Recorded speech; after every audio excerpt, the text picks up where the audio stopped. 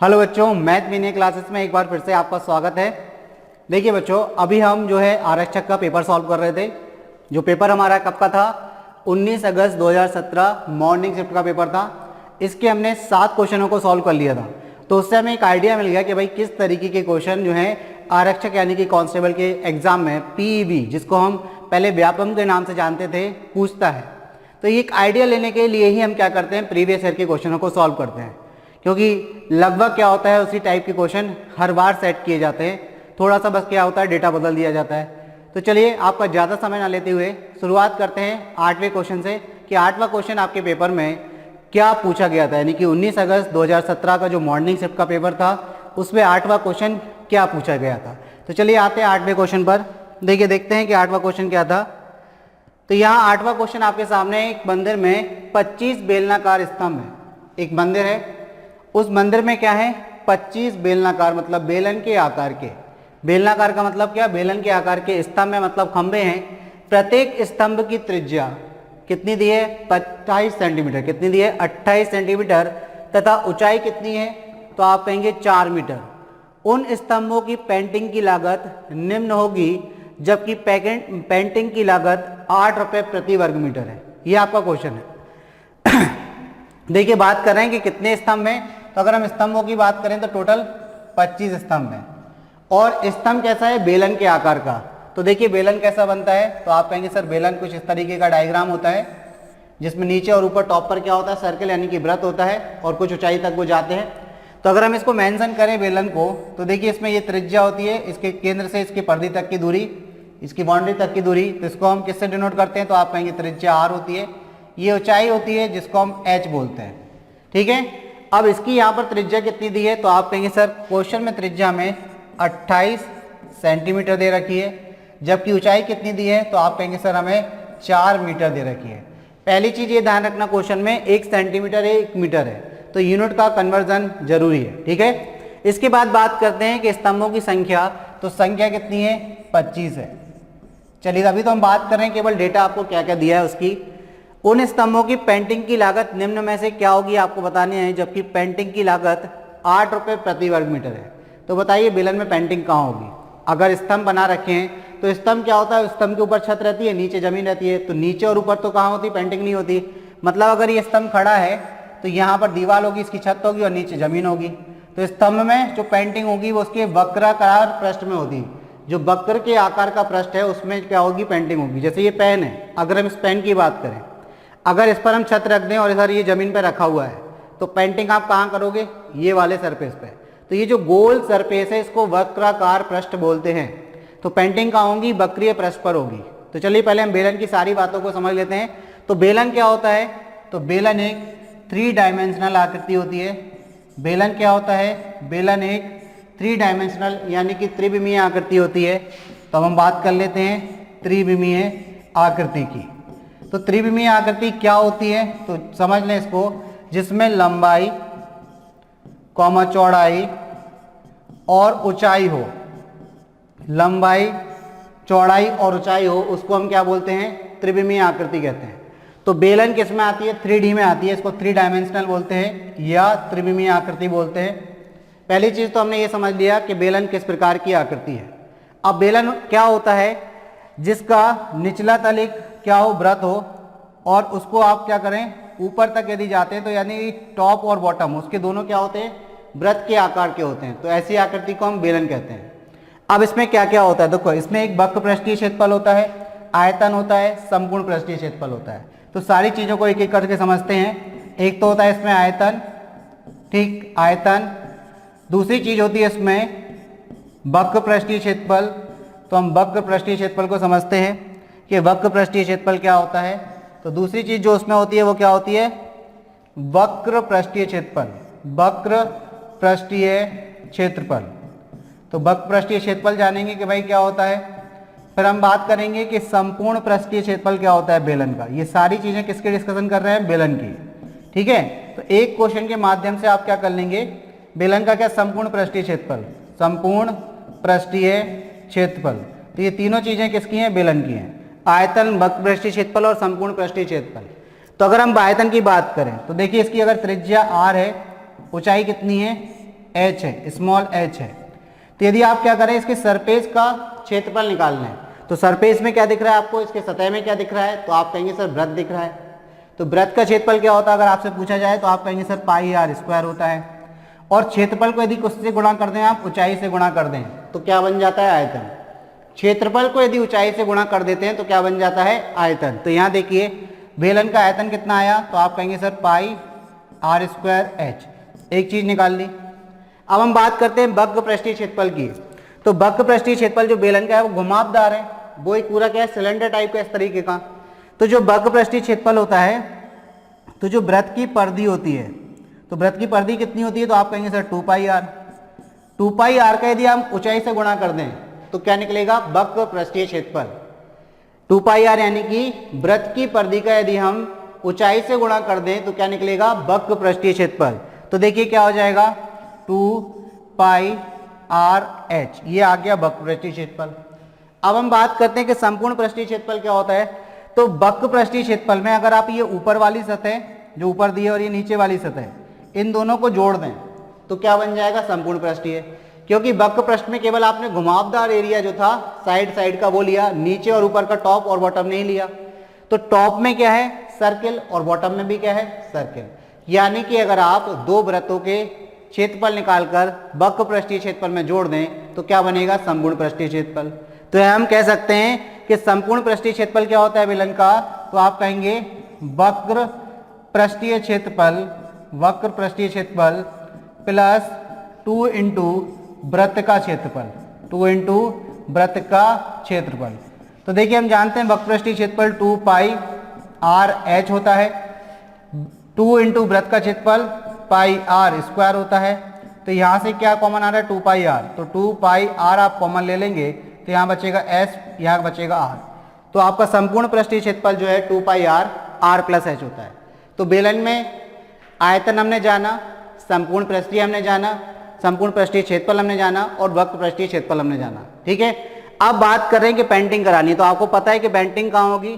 तो अगर ये बेलन है तो पेंटिंग कहाँ होगी, केवल इतने पोर्शन पे होगी, ये जो घुमावदार पोर्शन है ना इस पर। अब देखिए इसको मेंशन कर लेते हैं, ये वाला जो पोर्शन दिख रहा है ना आपको घुमावदार, पेंटिंग केवल इस पर होगी, इतने पर कलर होना है। तो ये क्या है, वक्र पृष्ठीय क्षेत्रफल है। अब इस वक्र पृष्ठीय क्षेत्रफल पे आपको यदि कलर कराना है तो कलर की लागत बतानी है, जबकि कलर करने वाला कितना चार्ज करता है, 8 रुपये प्रति वर्ग मीटर। 1 वर्ग मीटर में कलर करने की लागत 8 रुपये आती है। तो यदि हम इस बेलन का, जिसकी हमें ऊंचाई कितनी दी है 4 मीटर, त्रिज्या कितनी दी है 28 सेंटीमीटर, इस वृत्त का अगर हम क्या कर लें, वक्र पृष्ठीय क्षेत्रफल निकाल लें तो पेंटिंग की लागत निकाल सकते हैं। लेकिन क्या एक ही बेलन है, वृत्त बोल गए हम, एक ही बेलन है। इस बेलन का, जिस बेलन में कितनी 28 सेंटीमीटर त्रिज्या है, ऊंचाई 8 है, अगर हम उसका वक्र पृष्ठीय क्षेत्रफल निकाल लें, आप खुद से सोचिए, तो क्या हमारे पास एक बेलन है, बेलन 25 है, ठीक है ना।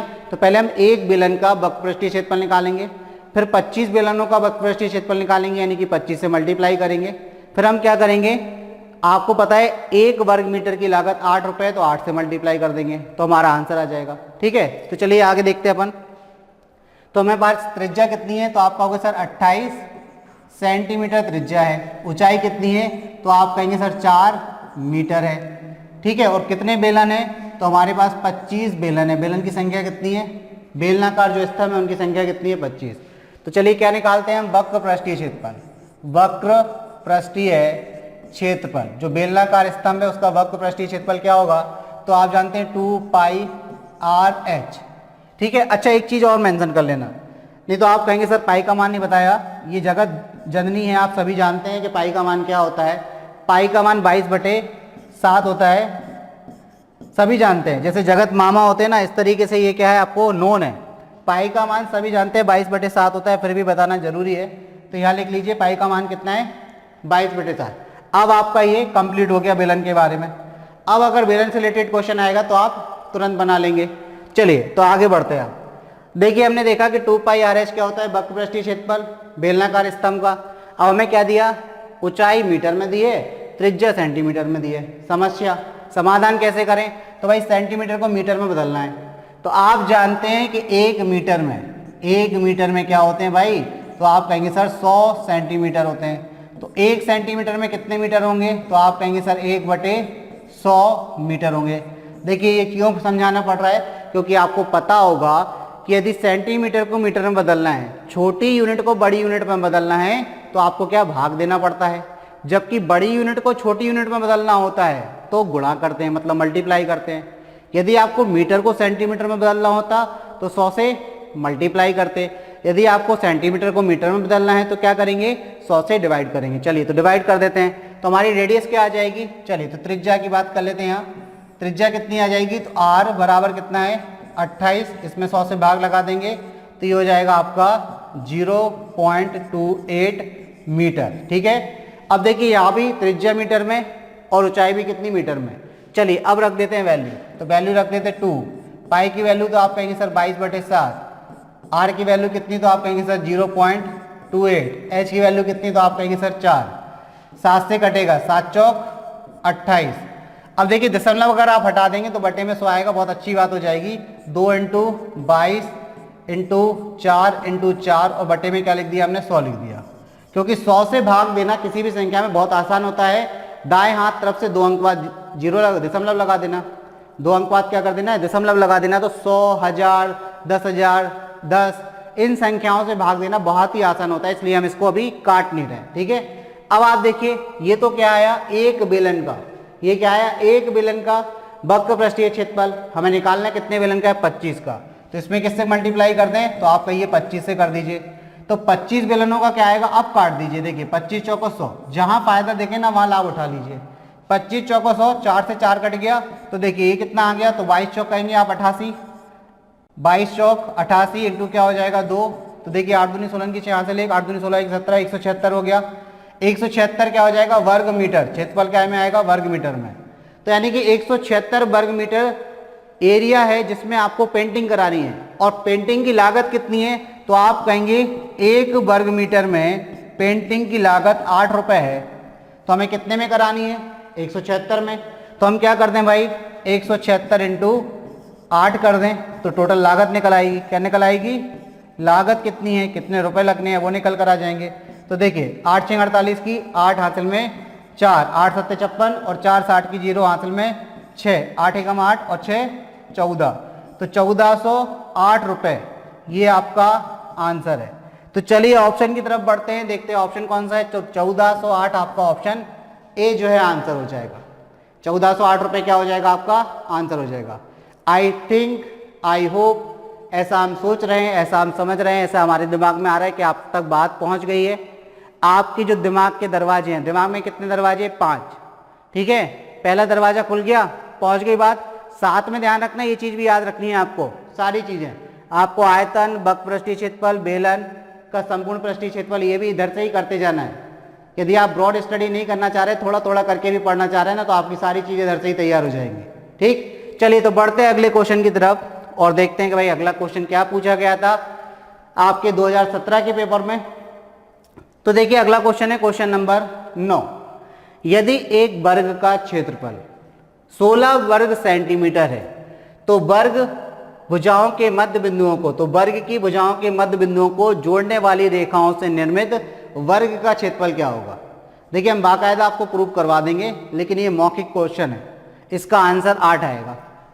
आंसर कितना है 8, आप कहेंगे कैसे, तो देखिए पहले प्रूव कर लेते हैं, फिर आपको बात समझ में आ जाएगी। ये बोल रहे एक वर्ग है, तो पहले हम सारी बातें जान लेते हैं कि वर्ग होता क्या है, ठीक है ना, सारी बातें जान लेंगे भाई, आज के बाद वर्ग परेशान ना करें।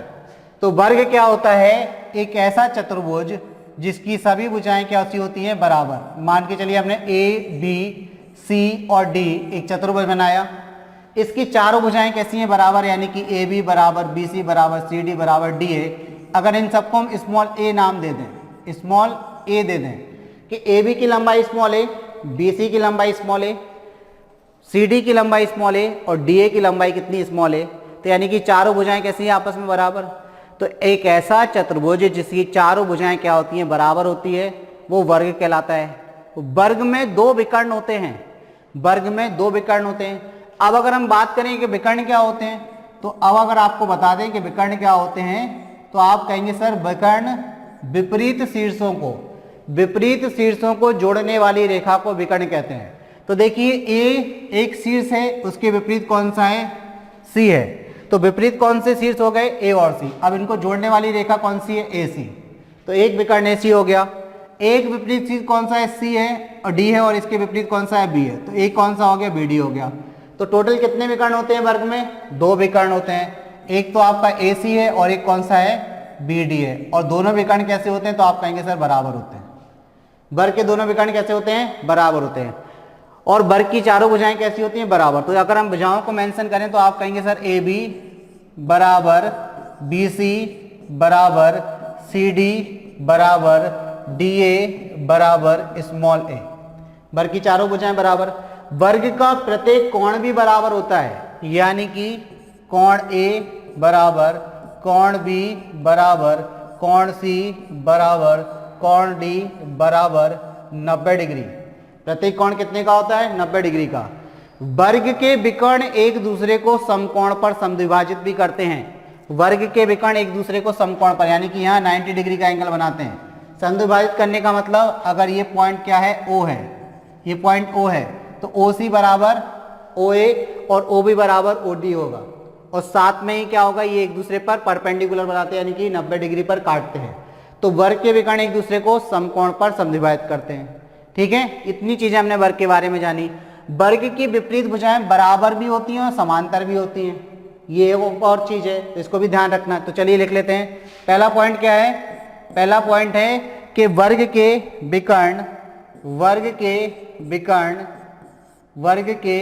विकर्ण एक दूसरे को, वर्ग के विकर्ण एक दूसरे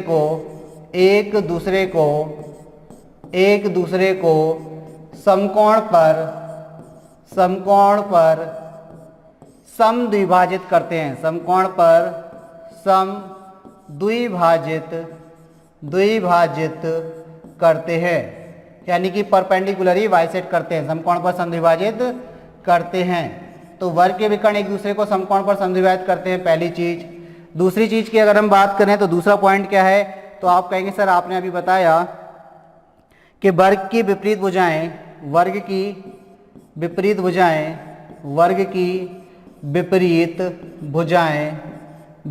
भुजाएं बराबर तथा समांतर होती हैं। भुजाएं बराबर तथा समांतर होती है। ठीक है, बराबर तथा समांतर होती हैं, ये चीज हमने जानी। चलिए, तो ये 2 पॉइंट हो गए, इनको दिमाग में रखना है। अब हम बात करते हैं मेंसुरेशन में। ये तो हमने ज्योमेट्री मतलब ज्यामिति जो होती है ना, उसके आधार पर सारी परिभाषा जान ली कि वर्ग की विपरीत भुजाएं बराबर समांतर होती हैं। वर्ग के 4 कोण होते हैं, प्रत्येक कोण 90 डिग्री का होता है। वर्ग के चारों कोण बराबर होते हैं। वर्ग में 2 विकर्ण होते हैं। विकर्ण क्या होता है, तो विपरीत शीर्षों को मिलाने वाली रेखा को विकर्ण कहते हैं, यानी कि डायगोनल इंग्लिश में कहलाता है ये। ठीक है ना। और वर्ग के विकर्ण एक दूसरे को समकोण पर समद्विभाजित करते हैं, यानी कि परपेंडिकुलर बाइसेक्ट भी करते हैं। ठीक है, ये सारी चीजें हमने इसके बारे में जानी, वर्ग के बारे में। अब हम बात करते हैं मेंसुरेशन, यानी कि क्षेत्रमिति के आधार पर इसकी क्या क्या फॉर्मूले बनते हैं। तो देखिए, अगर हम बात करें क्षेत्रफल की, तो वर्ग का जो क्षेत्रफल एरिया है वो होता है ए स्क्वायर, यानी कि भुजा का स्क्वायर। इसका जो परिमाप है, यानी कि पेरीमीटर, वो आपका होता है 4a। इसका जो विकर्ण होता है, यानी कि विकर्ण की लंबाई, वर्ग के विकर्ण की लंबाई होती है a√2। ये वर्ग के बारे में चीजें होंगी। ठीक है, इससे ज्यादा आपके लिए नहीं आएगा और इससे ज्यादा लगेगा भी नहीं, आपको सफिशिएंट है। अब आप इतना कर लीजिए, बहुत हो जाएगा आपके लिए। यदि एक वर्ग का क्षेत्रफल 16 वर्ग सेंटीमीटर है, ये बोल रहा है एक वर्ग का क्षेत्रफल कितना है, 16 वर्ग सेंटीमीटर है, तो वर्ग की भुजाओं के मध्य बिंदुओं को जोड़ने वाली रेखाओं से निर्मित वर्ग का क्षेत्रफल बताना है। यानी कि एक वर्ग आपको दिया है जिसका एरिया कितना है, 16 वर्ग सेंटीमीटर है। अब उसकी भुजाओं के मध्य बिंदुओं को जोड़ने पर एक आकृति बनेगी, एक और वर्ग बनेगा। पहली चीज तो ये बहुत अच्छी बात इन्होंने लिख दी कि निर्मित वर्ग। ये भी आपका एक पॉइंट है कि यदि आपसे क्वेश्चन पूछ लिया जाए कि एक वर्ग है, उसकी भुजाओं के मध्य बिंदुओं को जोड़ने पर कौन सी आकृति बनती है, ऑप्शन दे दें आयत, फिर बोल दें आपसे समांतर चतुर्भुज, समचतुर्भुज या वर्ग। तो ये भी एक बहुत अच्छा पॉइंट है, ऐसा क्वेश्चन आता है और आया गया है, कईयों बार क्वेश्चनों में पूछा गया है। ये भी आपको ध्यान रखना है कि यदि वर्ग की भुजाओं के मध्य बिंदुओं को, वर्ग की भुजाओं के मध्य बिंदुओं को जोड़ने से अगर जो आकृति बनती है वो भी क्या होती है, एक वर्ग होती है। इतनी चीज क्लियर है। ये देखिए आपके क्वेश्चन में आगे बहुत अच्छी बात हो गई आपके लिए। अगर हम बात करें कि एक वर्ग है, ये एक वर्ग है और इसकी भुजाओं के मध्य बिंदु, एक बिंदु ये हो गया, एक बिंदु ये हो गया, एक बिंदु ये हो गया और एक बिंदु ये हो गया, ठीक है। मध्य भुजाओं के मध्य बिंदुओं को पहले हम वर्ग बना देते, ए बी और सी डी, ये बन गया भाई अपना वर्ग। अब देखिए मध्य बिंदुओं को जोड़ने वाली रेखाओं को, तो इनको आपने जोड़ दिया, ये बन गया एक और वर्ग। अब ये जो अंदर वर्ग बना है इसका क्षेत्रफल आपको बताना है क्या होगा। तो देखिए हम सबसे पहले हमारे पास क्या दिया, एक वर्ग दिया जिसका क्षेत्रफल कितना है 16। तो अगर इस वर्ग की भुजा को हम स्मॉल ए मान लेते हैं, ये जो हमारा बड़ा वर्ग है ए बी सी डी, और जो हमारा नया वर्ग बना, चलो इसको नाम दे दिया हमने पी क्यू आर एस। अब आपको बताना है कि पी क्यू आर एस का क्षेत्रफल क्या होगा। तो जो हमारा पुराना वर्ग था, बड़ा वाला वर्ग ए बी सी डी, इसकी अगर भुजा ए है तो इसका क्षेत्रफल क्या होगा, तो आप कहेंगे भुजा का स्क्वायर यानी कि ए स्क्वायर, वो किसके बराबर, 16 वर्ग सेंटीमीटर के बराबर। तो ए की वैल्यू कितनी आएगी, तो आप कहेंगे सर अंडर रूट 16 हो जाएगी। तो ए की वैल्यू कितनी हो गई, 4 हो गई, यानी कि बड़े वाले वर्ग की भुजा कितनी है, 4 है। अब अगर ये 4 भुजा है, ये टोटल कितनी आ गई, 4 सेंटीमीटर आ गई। तो आप समझिए कि ये मध्य बिंदु है तो इसको 2 पार्ट में बांटेगा, यानी कि ये 2 होगी और ये भी 2 होगी। अब आपको पता है कि वर्ग का प्रत्येक कोण 90 डिग्री का होता है। अगर वर्ग का प्रत्येक कोण 90 डिग्री का होता है तो ये क्या हो गया, एक समकोण त्रिभुज हो गया। ये वाला कोण क्या हो गया, समकोण त्रिभुज। कौन सा कोण, तो आप कहेंगे P A S. P A S क्या हो गया, समकोण त्रिभुज। तो चलिए आते हैं पी एस पे। तो हम ले रहे हैं त्रिभुज कौन सा, पी ए एस। तो पी ए एस क्या है, एक समकोण त्रिभुज है। चलिए बना दिया हमने ये पी ए और एस। यहाँ पर 90 डिग्री का एंगल है, ये 2 है और ये 2 है। तो पाइथागोरस थ्योरम से आप क्या निकाल सकते हैं, कर्ण निकाल सकते हैं। पाइथागोरस थ्योरम क्या कहती है, कर्ण का वर्ग बराबर लंब का वर्ग प्लस आधार यानी कि ए एस का वर्ग, ठीक है। अकॉर्डिंग टू पाइथागोरस थ्योरम क्या होता है, hypotenuse square equal to perpendicular square plus base square, ठीक है।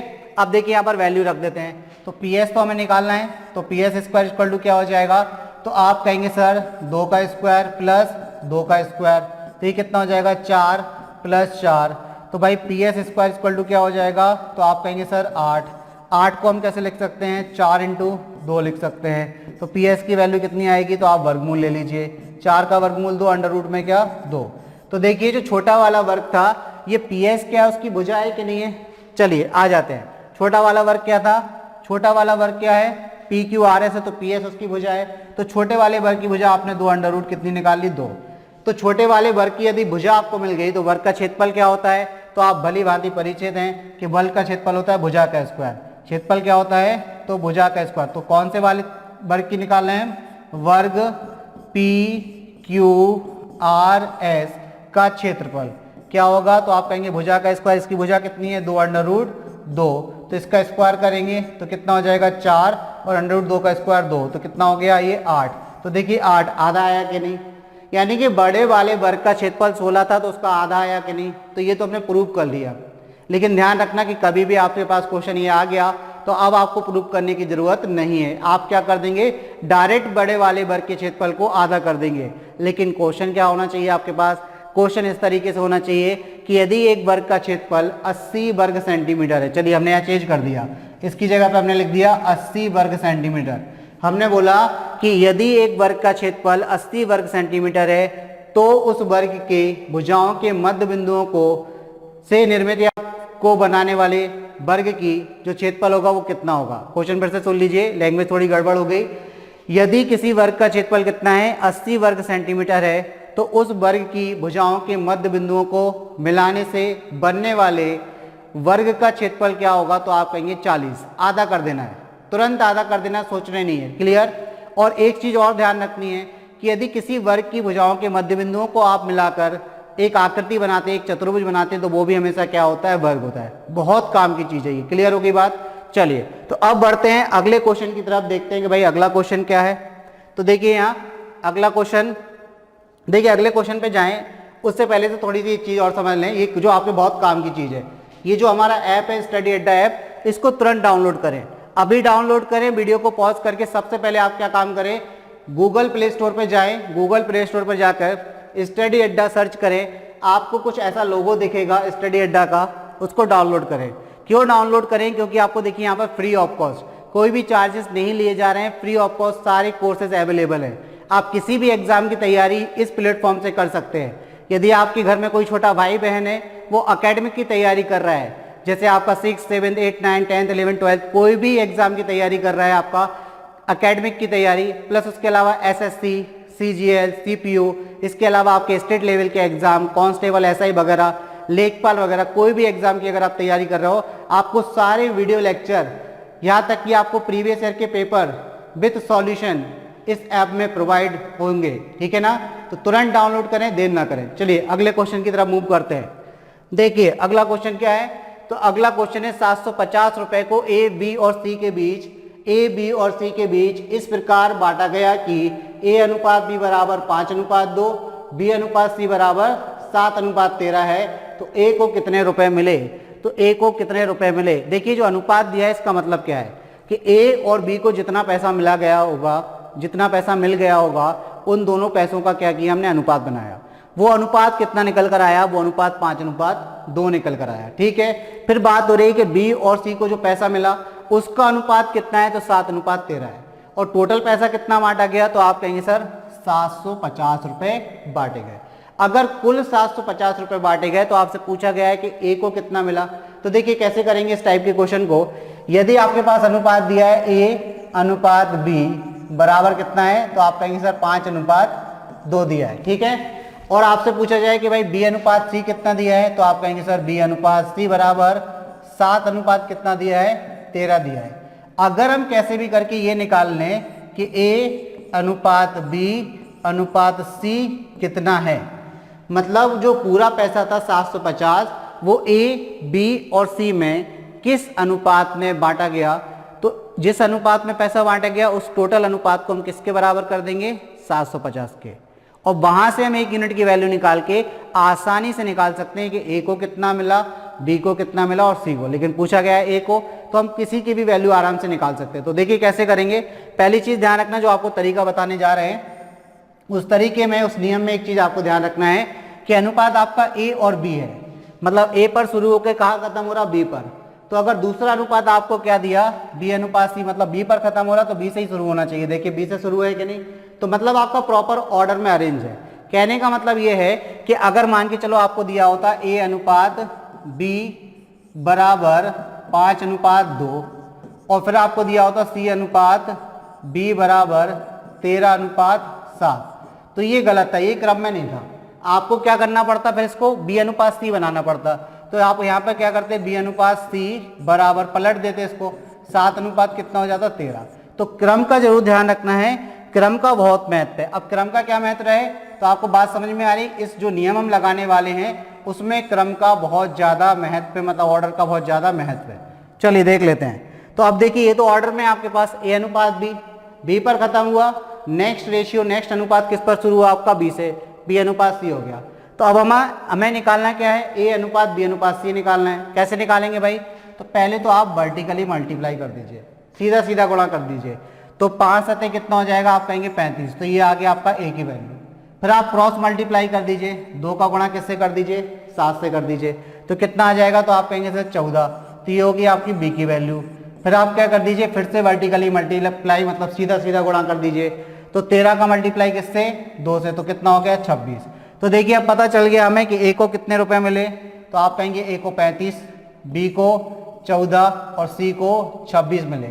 मतलब ओवरऑल अगर टोटल की हम बात करें तो टोटल कितना हुआ, तो आप कहेंगे सर 35 प्लस 14 प्लस 26 कर दीजिए, तो आप कहेंगे 75 हो रहा है सर, ये कितना 75 यूनिट। तो हमारे हिसाब से कि ए बी सी को कितना दिया गया, 75 यूनिट।